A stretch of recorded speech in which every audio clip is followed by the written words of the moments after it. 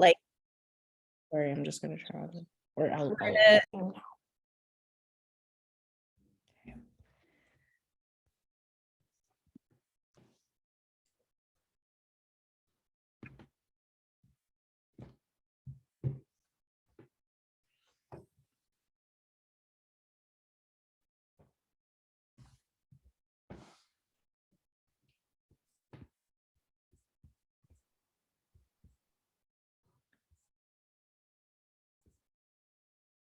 Hi, everyone. Welcome. I'll just wait a couple more seconds before we get started.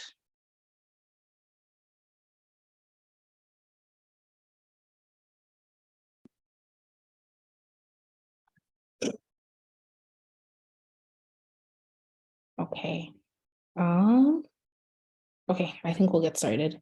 Hi, everyone. I'm the Community Engagement Consultant here at the Canadian Association of Midwives. Salut tout le monde, je suis la consultante en engagement communautaire ici à l'Association canadienne des sages-femmes.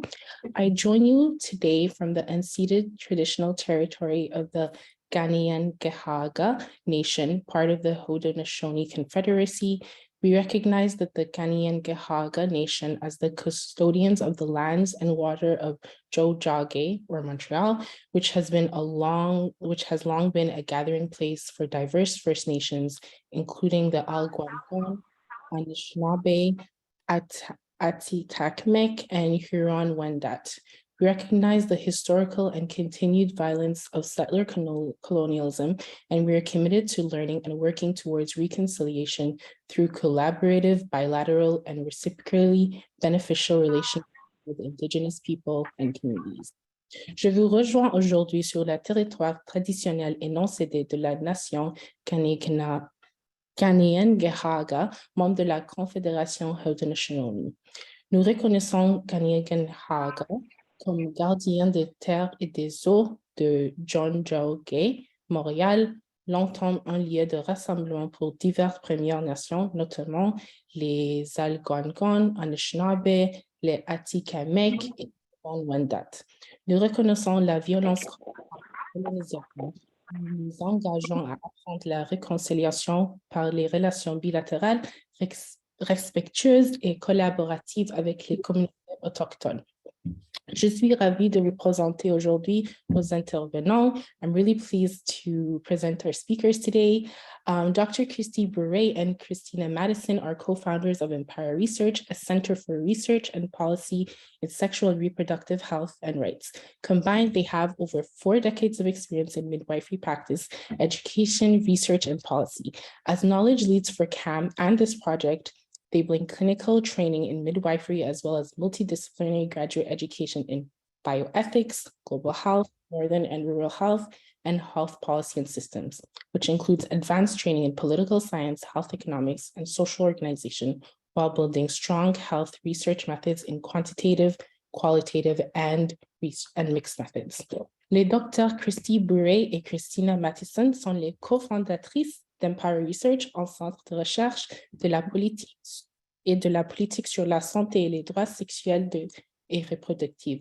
Ensemble, ils ont plus de 4 décennies d'expérience dans la pratique, l'éducation, la recherche et la politique des sages-femmes, qui inclut une formation pratique des sages-femmes ainsi d'une formation multidisciplinaire en bioéthique, santé mondiale, santé nordique et rurale et politique et système de santé. Alors, avec ça, I'll hand it to you guys. Yeah. thank you. Hi, everyone. Thank you for having us. Do you want to explain, I think before we even start, we just wanted to explain to participants, notice that some of you are driving, so we appreciate you joining, and you won't be able to see the PowerPoint, but know that this is being recorded, and so you'll be able to go through and look at the PowerPoint again. So we actually have 2 presentations up right now, so one in English and one in French. So if you're French speaking, you should be able to click on the screen and follow the English. And if you're French speaking, you should be able to click on the screen and follow in French. Donc, si On va faire la présentation en français et bien en anglais aussi. Nous avons 2 présentations PowerPoint dans la langue française puis en anglais. Mais par contre, il faut que tu choisis mon partage, donc Kirsty Bourret, le partage de Kirsty Bourret, pour accéder à la présentation en français. Puis tu sélectionnes celui and you select Cristina Mattison. So select Cristina Mattison share if you're looking for the English. So we hope that makes sense. So before we even start at all, I just want to make sure that if anyone has any concerns or they can't access the presentation in their language. Donc, c'est juste de nous signaler si tu n'as pas la capacité d'accéder à la présentation dans votre langue préférée. Is everybody able to access the English or French presentation? Est-ce que tout le monde a accès aux présentations selon leur langue préférée? I see a thumbs up. Feel free to use emojis. I'm watching the participants. Or just speak up, like just turn on your mic if you're driving. Okay. Si on conduit. Okay. We have a question, Maria? Yes, I was curious. Can you repeat how to access the English again, please? Yep. Everything is fine. Okay. Yeah, everything's fine. Yeah, you can go. And next week? Next week. So every week. Oh, sorry. I think somebody has their mic on and I think they're finishing up. That sounds like they're finishing up clinic because I recognize. So Maria, I think what you should be able to do is, Jiba, did you hover over the screen or was it over your sharing? Like how exactly were you able to select the different when we asked you? Okay, so if you look up on the green tab where it says you are viewing X's screen, if you go to view options, you can select the tab down and then it says either Cristina or Kirsty and you can select from there. Thank you. Good. It's working.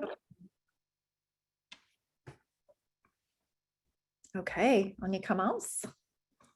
Yes, I think if you have, I noticed that there are some unmuted mics. So if you can mute yourself unless you want to speak, that'll make it easier for noise on our end. Okay, shall we? Allez-y. Welcome. We have to remind ourselves too, because we're doing this is our first time simultaneously sharing slides, that we will advance at the same time. So welcome so much to this community of practice. This is the kickoff session, and we're delighted to be here with you today. The English title, before we introduce ourselves personally, the English title of this presentation session is Understanding the Barriers and Facilitators to the Implementation and Integration of Midwives as Vaccinators in Canada. Do you want to say it in French as I flip the slide? Ça se peut. Si tu as la présentation française devant toi, le titre d'aujourd'hui, c'est une interprétation des barrières et des facilitateurs de la mise en œuvre de l'intégration des sages-femmes en tant que vaccinatrices au Canada. Donc, bienvenue. Moi, je vous rejoins toute aujourd'hui de la magnifique West Bay du lac supérieur, ou comme on l'appelait à l'origine, c'est Anishinaabe-Gichigami. Donc, la ville s'appelle Thunder Bay et c'est sur le territoire des Anishinaabeg et spécifiquement l'Ojibwe de la Première Nation de Fort William. Moi, je suis une colonisatrice francophone, mais mère des enfants caribéenne, et je continue avec reconnaissance et respect à lutter contre les oppressions historiques et coloniales grâce à un engagement continu envers l'équité et l'antiracisme dans mon travail. Thanks, Kirsty. And where I live and work is on the territory of the Mississaugas of the Credit, which is known today as Guelph, Ontario. And I'm a settler here, immigrated from Spain, and what reconciliation and what that work looks like to me is continuing to explore and understand my own intergenerational ties through Spain and colonization. So on this next slide, what you have here is our project funder, who we want to recognize is the Immunization Partnership Fund within Public Health Agency of Canada.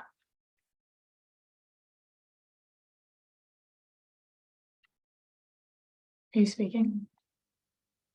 Just keep yourself unmuted. I will. So, non, ça va. Je pense que c'est clair en lisant les diapos, nos financeurs du projet. Okay.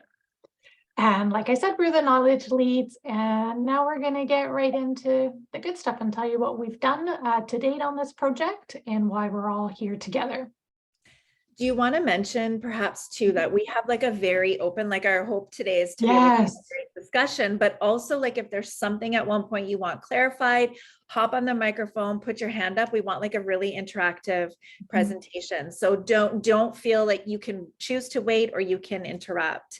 So ce que je disais en anglais, c'est que nous sommes très flexibles et ouvertes à des commentaires ou bien des questions à travers de la présentation.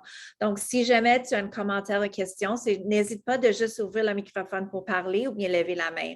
C'est vraiment pour stimuler la discussion que nous sommes ici aujourd'hui. Absolutely. We are here for you today. We are here to present evidence, but more importantly, what you'll see is that we have a lot of evidence. And you are practicing and have your own local context. So it'd be great if you want to share your own experiences or ask questions as we go along. I have the participant list here open and the chat box, so I can monitor for the both of us if you want us to pause at any time. So let us give you a recap here on our slide on the project aims and where this evidence piece fits within that. So the overarching goal of this project is to increase full vaccination against COVID-19. And it has a particular focus, this project, on pregnant people and hard to reach populations. So there are three main objectives to this project. So the first, which is what this evidence synthesis fits under, is to build health professionals' capacity as vaccinators and vaccination promoters by developing the evidence base and the tools around the importance of COVID-19 vaccines, as well as other vaccines. The second objective is to support community-based COVID-19 education, promotion, and outreach by developing tailored and evidence-based information for pregnant people and supporting mechanisms and initiatives that remove barriers to vaccination. And lastly, it's to build capacity for evidence-based vaccination communication by supporting midwifery associations specifically, to develop communications and public engagement strategies to foster evidence-based dialogue around vaccines. So that's the big project. And we're now going to take you into objective one, which is where Kirsty's and our work has focused on, is building that evidence specifically to midwifery and midwives' roles as vaccinators in health systems. Merci. Alors, je ne vais pas trop élaborer, mais c'est seulement pour dire que nous sommes en train de discuter les objectifs du projet et où moi et Cristina, nous nous localisons directement dans le projet. Mais l'objectif principal de ce projet chez CAM est d'augmenter la vaccination complète contre la COVID avec un accent particulier sur les femmes enceintes et les populations vulnérables, comme on dit, ou bien difficiles à atteindre. Mais nous sommes ici aujourd'hui et nous sommes dans ce projet vraiment dans l'objectif spécifique numéro 1, c'est de renforcer les capacités des professionnels ou prestataires de la santé en tant que vaccinataires ou bien promoteurs de la vaccination en développant des outils qui sont basés sur les données probantes.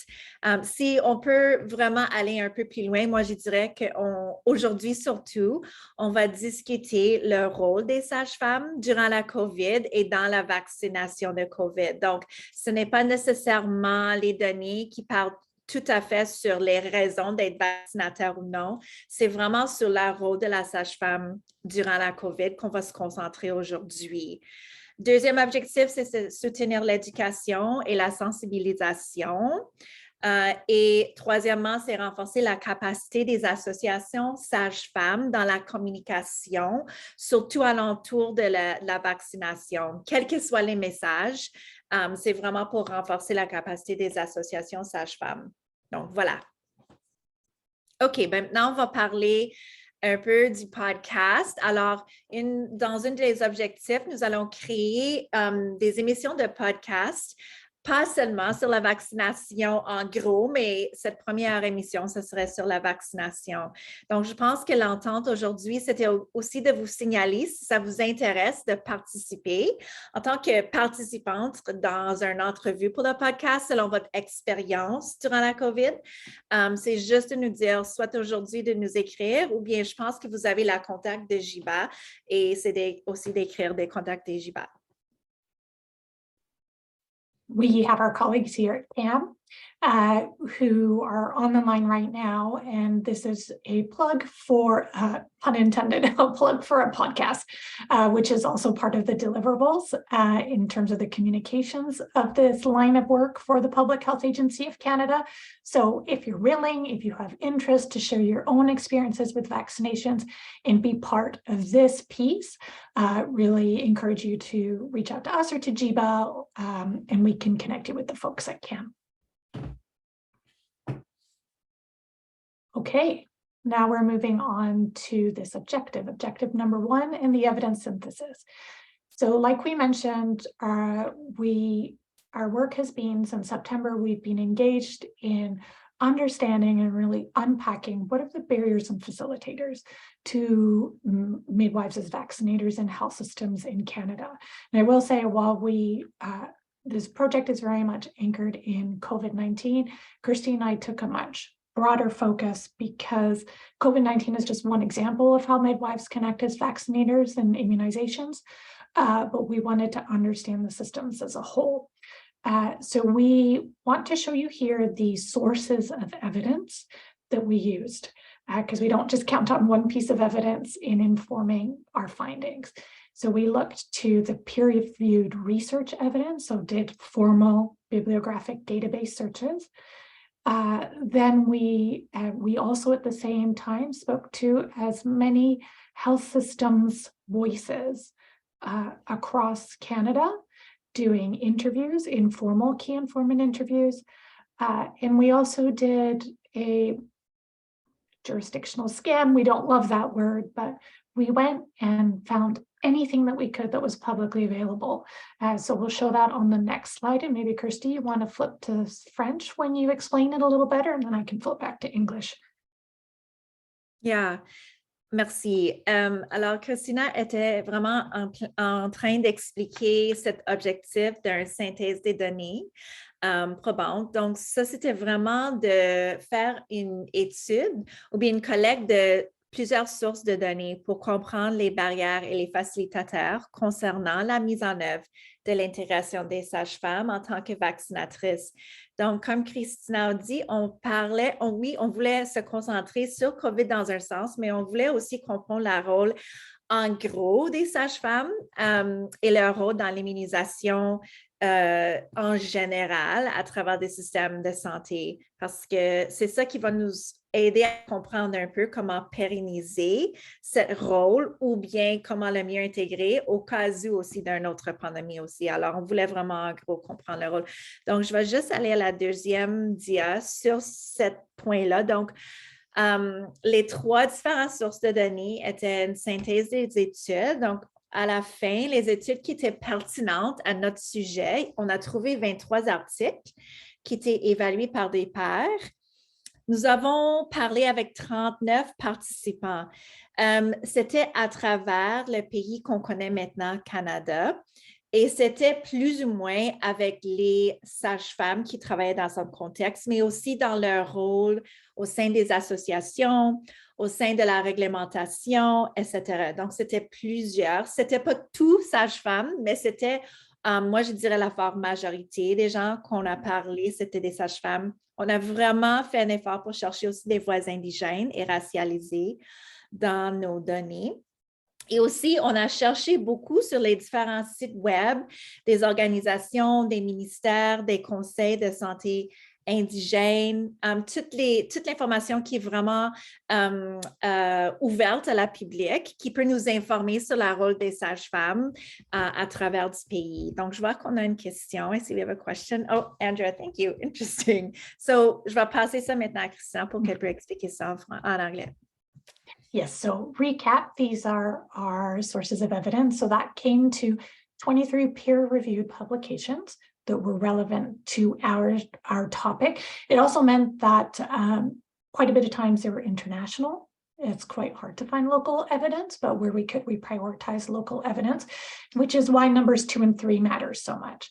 Why we went to any publicly available website to really understand the legislations, regulations around midwifery, what midwives can and can't do, how they're practicing, to then actually hearing what was happening, because we saw a lot of discrepancies, which we'll get to, differences in terms of maybe what something could look like in writing and what was happening in practice. And had an emphasis, we always do in our research, but in particular in this project, was really getting the range of voices. So that means seeking out, where possible, racialized and Indigenous midwifery voices, and speaking to midwives who were practicing, but also those that intersect with the system, so health system and decision makers, so policymakers, association members, regulators, and so on. And then, did you say this part in French, Kirsty? How we conceptualize jurisdictions, and not sticking to our traditional boundaries in which we've been taught in regions. So that meant that we wanted to look at Indigenous territories. So not just have the provincial and territorial makeup, but really understand how different Indigenous health boards and regions were responding to COVID-19 and how midwives were acting as vaccinators and their response. Mm-hmm. Thanks. Merci, Cristina. Je n'avais pas dit ça en français, désolée, mais on a pris une approche un peu innovatrice par rapport à la juridiction. Alors, on n'a pas pris seulement les juridictions, on dit traditionnelles, pour dire que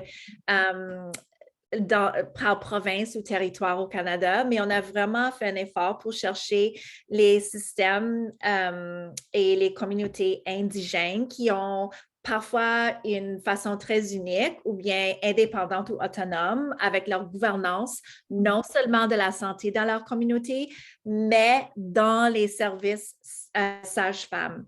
Donc, notre juridiction, on est vraiment content de partager aussi exactement quelles étaient les différentes juridictions qu'on a évaluées. Mais juste pour dire en gros que nous n'avons pas juste regardé province, territoire, on avait plusieurs systèmes indigènes et je sais déjà qu'on va en rajouter à fur et à mesure aussi. Okay, so here, bear with us, we'll walk you through the framework that underpinned how we looked and combined these multiple sources of evidence that helped us come to our findings. So we have our framework for understanding midwives' roles as vaccinators. So not looking at the midwife, obviously looking at the midwife, but understanding that a midwife sits within and intersects within many systems. So if we start here at the center of the diagram, we have midwife as an individual, so their role in vaccination, informed choice discussions, trauma-informed care, and delivery. Then around the midwife is the Midwifery Association or associations, and that is understanding the role of the professional association in vaccination. So that could be in-service education, that could be guidelines and standards, and delivering of information to strategic advocacy. And then if you look at the next layer, we have all the different systems that also influence how midwives work. So we have the political system. So that's really simply politics and how political parties, who holds the power to enact policies, influences the issue. We have midwifery education system, so training and education that students are getting around vaccination. Midwifery research, so midwife research that's conducted by and for midwives to use. Then the health system, that's a big one for us, is the range of different health system components involved in vaccination. So you'll see that we look at the governance components, the financial components, as well as the actual delivery of it. We think more comprehensively that way. And then this is no shock to everyone, but it's also the social systems. Midwives don't just work, they're kind of that bridge to the social systems. So the ways in which midwives roles as vaccinators crosses into other social systems, like for newcomers or refugees, uninsured folks. And then on the very outside, we have what the pandemic is a classic example of. It's these unforeseen shocks to the system, we say, that impact how services are delivered and what's happening. So a pandemic is an example of that, disaster, war, and so on. So we used every single one of these to analyze the data that we collected. OK. Donc, moi, je viens juste de regarder l'heure, puis j'ai décidé que comme nous allons aller à travers de ce cadre, donc ce que nous avons devant nous, c'est vraiment notre cadre que nous avons créé nous-mêmes pour nous aider à vraiment créer une sorte de boussole ou bien pour bien expliquer la sage-femme et d'où elle ou il, où elles sont placées vraiment dans les différents systèmes et leur contexte. Mais comme nous allons prendre chaque morceau, nous allons donner des exemples qui sont pertinents à la vaccination. Pour sauver le temps, vous avez le dia devant vous et maintenant nous allons aller à travers de chaque étape. Ça va? Okay. Cristina? Okay. Good. Yeah, that's great. So I'll keep going in English. So the most important piece is the piece that intersects and underpins every single one of these circles, which is the intersection of power and privilege. So Kirsty and I don't believe that we can go on and discuss the findings really until we discuss the findings related to power and privilege. And we heard a lot about this in our interviews, and that is about the impacts of racism and colonialism in Canada. And quite simply put, systems of oppression, they negatively impact health and well-being.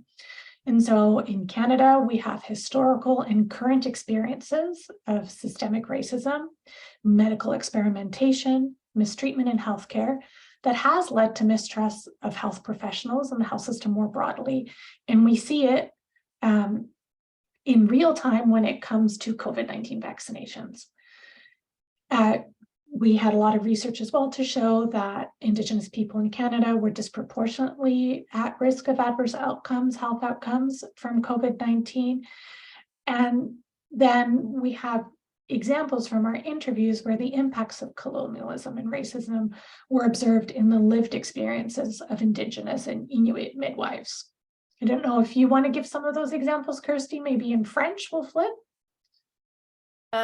Examples like specifically to the impacts with midwives? Yeah, I think it might be good. If it's good with all the folks, what we'll do is we'll present to you and maybe inject some real life, like some examples that we heard from participants. Maybe you could talk about Nunavut. Yeah, alors je vais juste parler de Nunavut. Peut-être aussi on peut parler en anglais. On vient juste d'avoir.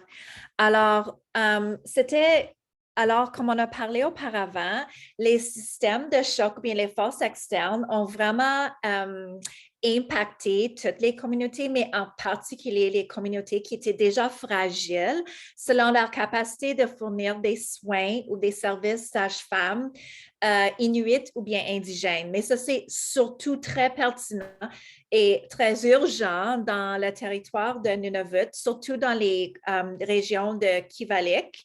Donc, ça, c'est où se localise le Rankin Inlet Birthing Center et Kitikmeot. Donc, ça, c'est les deux régions qui ont été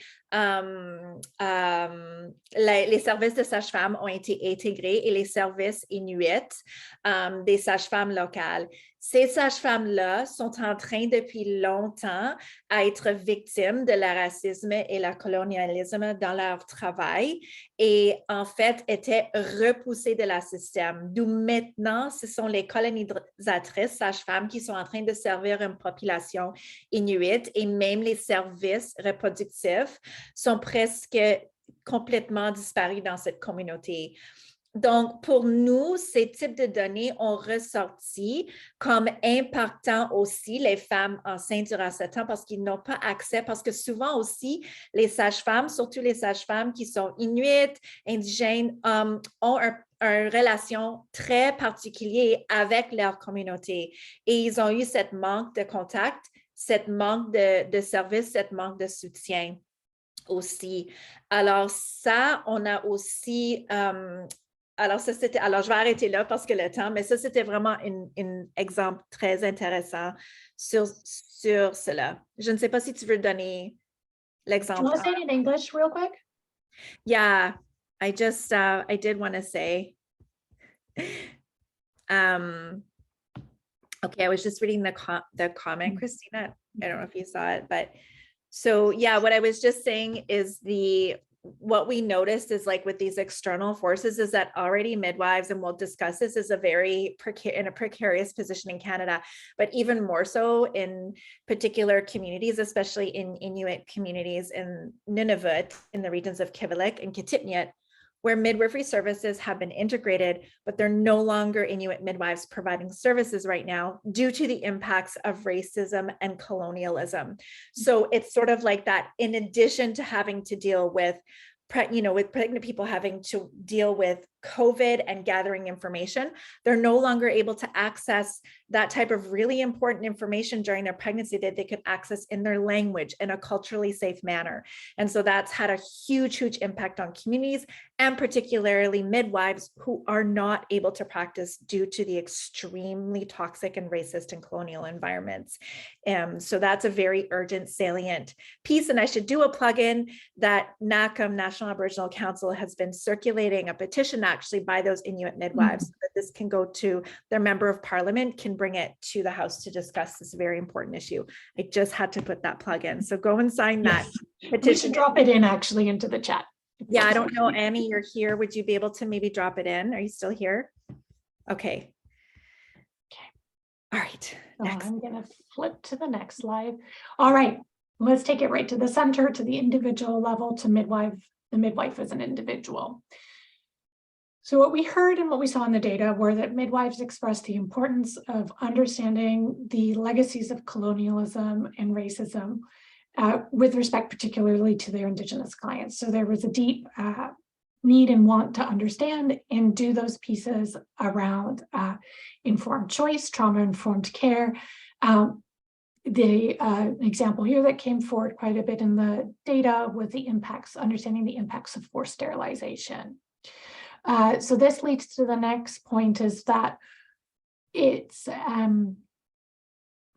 midwives work in a way that's much broader than just the philosophy of informed choice. It's we really wanted to highlight midwives taking a trauma-informed approach to care and to discussing vaccinations with their clients.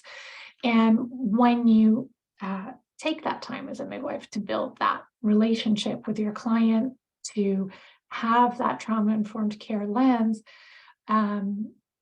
it's that trust building. And then that trust building we found led to stories that we heard of clients more likely than to seek care, to seek access to health services.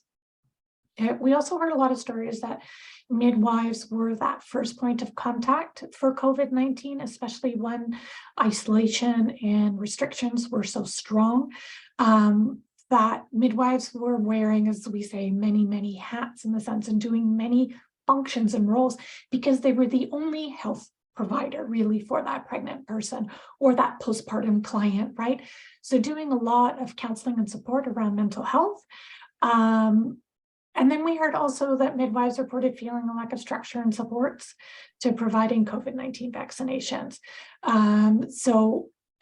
It was individual motivations and circumstances that allowed some midwives and their clinics to fully participate and provide vaccinations during the pandemic. So we have a lot of examples both ways, a lot of examples of midwives saying, hey, we want to be able to provide vaccinations. This is actually quite a straightforward vaccination to give. We should be able to do that. But not being able to do it within their own health system or structures. And then we heard other incredible stories that we can tell you of midwives being like, yeah, we're going to figure it out and we're going to respond to community needs. So we can tell you, I see, oh, Maria, you like these. Let me give you a couple. Let me take you to BC. So we heard a story of wave 2, I think it was, when the vaccinations were finally being rolled out. Feeling a really sense, I'm sure other folks on the call might have felt this sense of duty and calling within your skill set as a frontline worker. And so one particular midwife really wanted to be able to give vaccinations, to be part of those mass vaccinations, to vaccinate their colleagues that found a lot of barriers within their own actual health authority.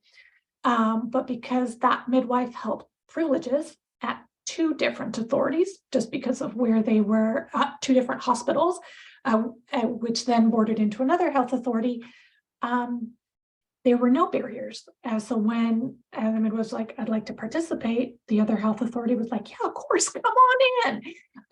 And really interesting side note is that when, hospitals, as part of quality assurance and quality improvement mechanisms, ask for patient experience. So this midwife was commenting, being like, oh, I didn't realize, as patients were coming in to get their vaccines, they would fill out patient experience forms. And she would get this feedback being like, you were getting the most brilliant feedback from patients. Like, you're the best vaccine giver. And she was really surprised, being like, what do you mean? Oh, everybody's getting that? Like, all the vaccinators? They're like, no, it's you. It's like something about how you work. And I would argue it's something about how midwives work. And this midwife has since gone on to do vaccinations in northern communities, Indigenous communities in BC, doing fly-in. We have many more examples, but I'll flip it to Kirsty. Maybe you can give one in French. No, I think that we can go forward. Yeah. Okay. So if you're okay with not carrying on in French, we'll go to the next slide, which will give you a beautiful one out of 7th generation midwives in Toronto. You want to do that? Yeah, read my message. So go to the, oh, right, I have to go to that slide too. So this one, we were able to access this really brilliant poster that was done by 7th generation midwives as part of their home visit vaccine program, which was really exciting. So basically, you just need to be an Indigenous person, 12 years or plus, close contacts, any household members. You could sign up and at a location, and a midwife from 7th generation will come. So pretty much says it on the slide, but we thought this was a really fantastic way. And 7th generation Midwives of Toronto was a really wonderful example of how they worked together in community, not just with their clients and communities, but with like other organizations in terms to increase access to vaccines in a safe and a culturally safe way for Indigenous people. Another example is how they participated in an organized powwow where Indigenous people could come and to the powwow and then also receive COVID-19 vaccines. So I think we can move, we can provide, we're happy to talk about it if people have more questions too at the end, or if they want, we can give you more examples at the end, but we have more examples to give you peppered throughout the rest of the presentation. So we'll skip to the role of the midwife, Midwifery Association. So we just wanted to summarize in general what we were seeing across the country, we call Canada, around the role of midwifery associations during COVID. One of the main roles for sure was around their ability to consolidate information and provide support for their membership. As we all know, information was changing rapidly, sometimes with like multiple times within 24 hours. And many of the associations, really their role was to try and keep up with that, to provide evidence and up-to-date information. So there's many also examples of how midwifery associations actually defended the interests or like advocated for midwives and their working conditions during COVID. So that could be anything from like, you know, advocating for them to have proper PPE, advocating and speaking out for the importance of home birth. As we all know, we saw that in many different regions. And also, the sort of advocacy towards the government. We'll get into this with political systems, but many of us were working within conservative governments and also really governments that were not recognizing midwives as first line essential healthcare workers. Do you want to do the last half of the slide, Cristina? Sure. So I'm just reading the chat. So before I do that, I'll answer the question in the chat, which is this only about COVID or about vaccinations generally? So that's a really good question. We tried to understand, because we see this work, while we're focused on COVID, we see this work as much more important and central to understanding vaccinations and midwives' role, because we think COVID is just one example. So while we are giving you examples of COVID-19 and the pandemic, a lot of things we heard about actually was about Tdap in a lot of jurisdictions, about that being the most pressing vaccination that midwives needed support in. So it really depended, especially on the key informant side of things, what we were hearing about. We always asked about COVID-19, but naturally our conversations ended much more broadly, if that helps answer your question. We talked a lot about Tdap in particular and about whatever was happening in community. Flu vaccine was another one. We're going to get to the point where we talk a little bit more about the governance and regulations around vaccines, which will also help you understand how the two are connected. So I don't know, I'm just looking at the chat. I think that was okay. All right. Okay, good.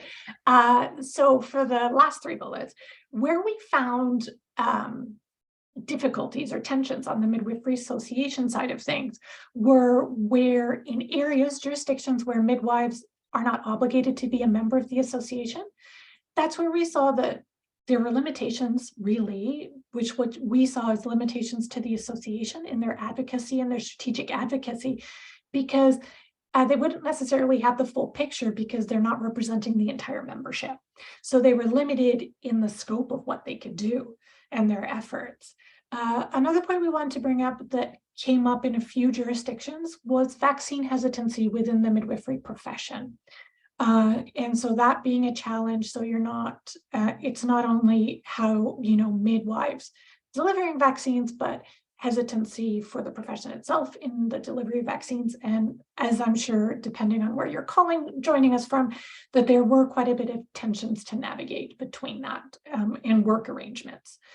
And then the last point being, this one isn't a shock, is addressing burnout and chronic illness, which was already a big impact under racism and colonialism. But then you add on the layer of a pandemic, and it has become an urgent priority we saw for associations to address and to focus on. Okay. All right. So we're going to head into a little bit more around political systems. There's lots to say on this, but we just wanted to pick out the most salient points. Is that overall, at various levels and in general, midwives are not recognized as frontline workers or essential as part of health systems in Canada. Pretty much sums it up. And COVID-19, like what Cristina was saying, if you look at that framework, is like that external force, like really brought it to light. It really brought it to light. And that was pretty much universally felt throughout every single jurisdiction. We also lost a midwifery education program. Actually, as a small disclosure, I was faculty at the Laurentian University program when we were told we had a month to close, and that was right in the middle of the COVID pandemic. And so that, in addition to our external force, COVID was an extremely interesting time to navigate for students and midwives alike. But also to know that students in many jurisdictions were providing vaccines for COVID and also functioning like as essential healthcare workers within the hospital. So donning with themselves with PPE, they were working alongside midwives. Specifically, jurisdictions like Quebec and British Columbia come to mind, where in the actual health emergency legislation that was written, students were included along with retired midwives. And so there was specific legislation actually supporting the role of students as vaccinators in those jurisdictions in particular. And then finally, what Cristina said so saliently in the beginning around research on the midwifery profession is there are actually midwives and Canadian researchers that are, like, whether they're midwives leading midwifery research or people that are studying and working with midwives to understand the impact of the pandemic on the profession. We do have our references at the end that you'll be able to have access to see those publications. The importance when midwives, and also, as this is showing today, the importance of midwifery associations generating their own understanding through these types of evidence exercises and research in order to better guide and inform the profession. Do you want to tackle governance? Oh, but this is your favorite one. I'll do it. Do it. You love this one. Well, this has been the most fascinating thing. I am the midwife in the team, and I found this exercise of actually looking through the legislation to be fascinating. Again, I can provide, if you're needing actually concrete links or guidance to these, I'm happy to share them.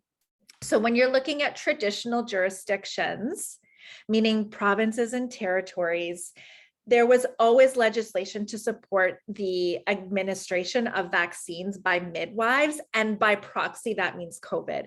So there was no legislation, like, I'm not saying, like, to be really specific, some of the legislation was really not great and still created barriers, but it's just to say that the legislation existed across all jurisdictions.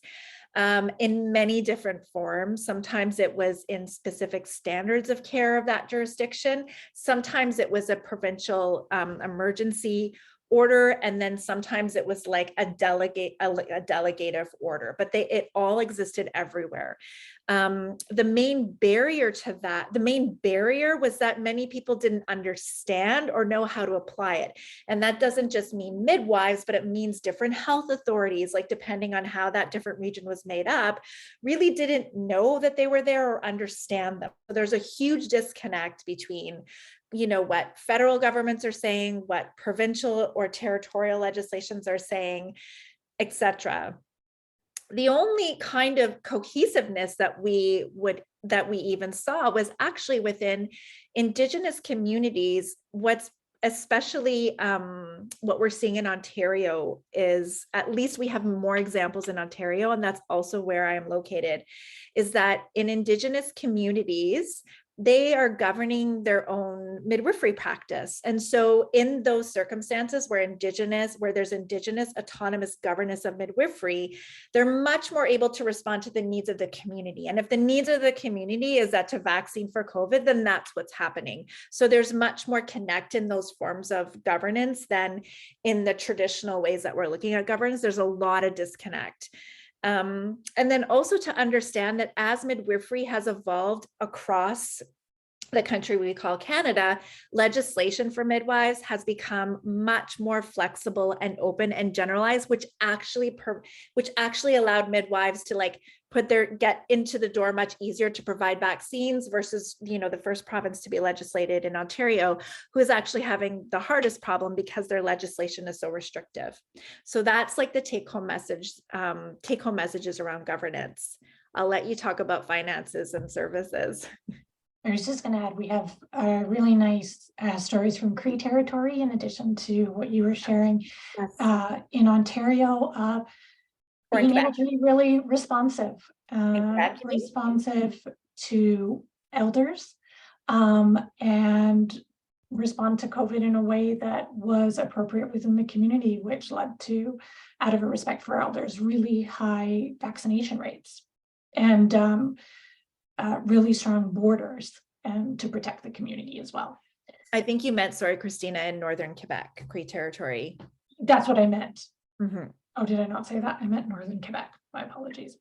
What I want to just flag is on the bottom right here, because there is this tension within all of our data between public health initiatives and public health work and the principle of informed choice, so, and that philosophy within midwifery care. So there is that, I don't think there's a better word for it than tension between, because they can be at opposition at times, right? And I'm sure any midwife in their practice can see that. So we do want to say that we recognize the tension. In terms of financial, we heard a lot about mass vaccination campaigns and the midwives that participated in it. It was great, really, really great to get incentives that other health workers were getting and to be incentivized for doing that work, and ended up being very helpful to those midwives financially. In terms of delivery of COVID-19 vaccinations,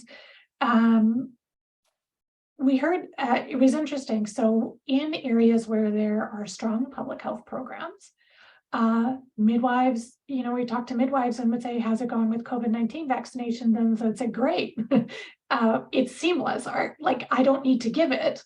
Or, you know, there's a public health nurse within, you know, the community that does it. It's a really seamless transition. So there's no role, like no need for me to give it, because we have a really good integration with public health and with midwives. Midwives, we heard in clinic and birth centers, were able to pivot really quickly. And that's what we saw so many examples of, to provide services to keep their clients safe. So that meant like keeping their clients out of high risk settings like hospitals when the pandemics were in different waves and peaks.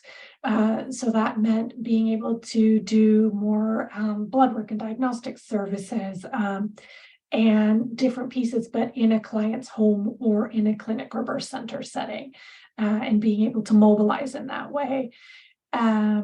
We did see an intra-professional dilemma between waiting to provide vaccinations, but not having the structures in place. We had a flag here on this slide too, like if you're wondering where midwives have been doing vaccinations and where we've seen, like in terms of the delivery setting, it's really anywhere. It's from, as we saw with 7th generation midwives, bringing it to your home. We see unhoused populations going into the community and being able to help folks to birth centers, clinics, mass vaccinations, hospitals, all those settings, really anywhere where vaccinations are being given. I think we pretty much have an example of a midwife doing that. I just wanted to add another specific example of, you know, talking about clinics pivoting. That was really salient in Quebec. And that's a really fascinating how the birth centers were able to, you know, where their clients were expressing really strongly they didn't want to go to hospitals. And many birth centers were able to increase laboratory services in their clinics. And even some birth centers had a midwife work from 9 to 5 doing labs, gestational diabetes screening, and even having a centrifuge, and then they would bring it over to the lab themselves. So they were decreasing the amount of time. And that was really a salient example across Quebec. Do you want me to keep going? I'll do social systems really quickly. This is our last one. Well, then we have external forces, but we mentioned this before, that midwives were at times the only health worker providing care during certain isolation points in the pandemic. So midwives were often filling the gaps with mental health support. That midwives are often playing this role of system navigators for their clients and bridging a client from health to social services. So we had these examples in our interviews, provision of services to newcomers, to uninsured people, a lot around translation services, acquiring them so that pregnancy-related information and supports are being given in a client's own language.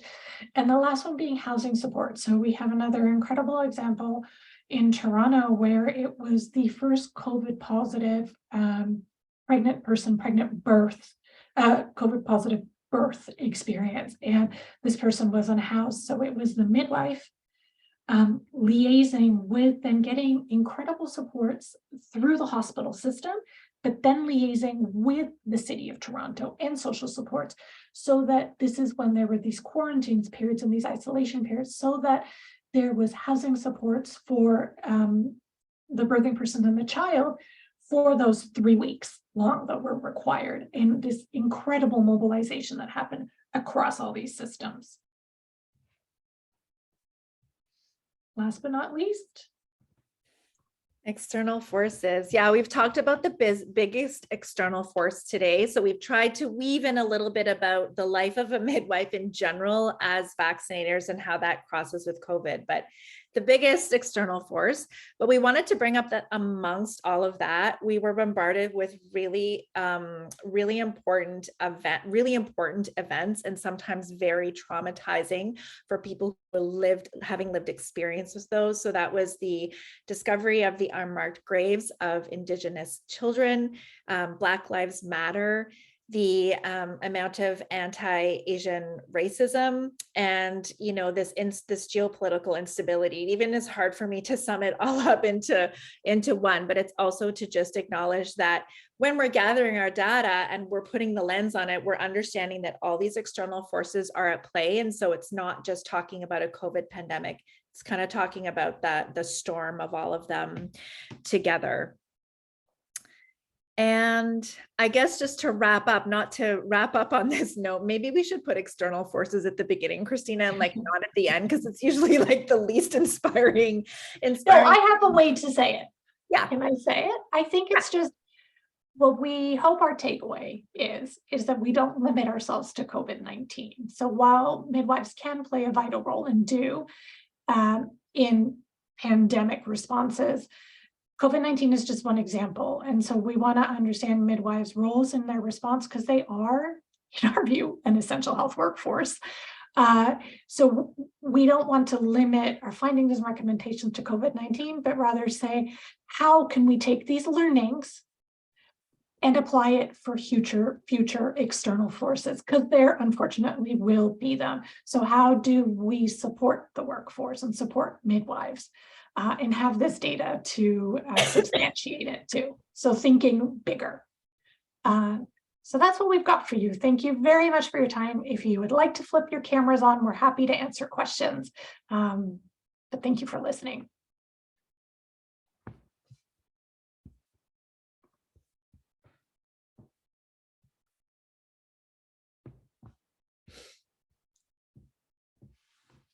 Any questions? Comments?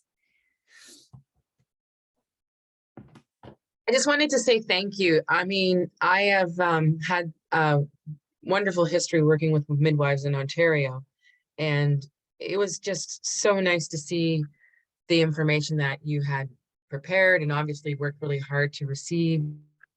And I'm just, again, overwhelmed with the ability to break through barriers for the midwifery, even though we had this huge pandemic, and it still, midwifery was able to support and stay strong and committed and be welcomed into all the communities, not just Indigenous, but non-Indigenous communities as well. And so it just restores, that community-based faith of supporting through different roles. And I think that, for those who perhaps don't understand the vast enormity of midwifery and the way it supports the community, this is such a wonderful treat for me to have listened to. And I want to say thank you, because it just once again reaffirms, what we know and where we're headed, into the future, and let us all just remind ourselves that we're intricately linked. We're all linked together to support the 7 generations that's coming up behind us as well. And so what a treat for me to sit with you. I wish I had more time, but my daughter is at my door with her dog and I have to go. I'm going to have to do some grand sitting. But I just want to thank you all. It really was wonderful to hear, and the stories were fabulous as well. Thank you. Thank you for joining. Thank you for sharing. Yes. Thank you.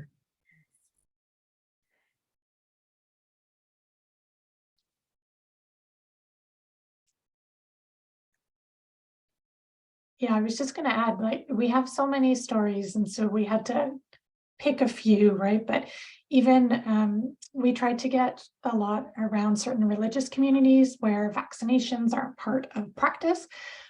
So we, again, got these examples of midwives, as you know, and as we said, that trust building and that relationship building, long relationships. And that's got some pretty incredible stories because that trust was there, that midwives were able to go and provide the information and the education and connecting with elders. And so we have lots of different examples in the ways in which midwives work very locally and to respond to local needs.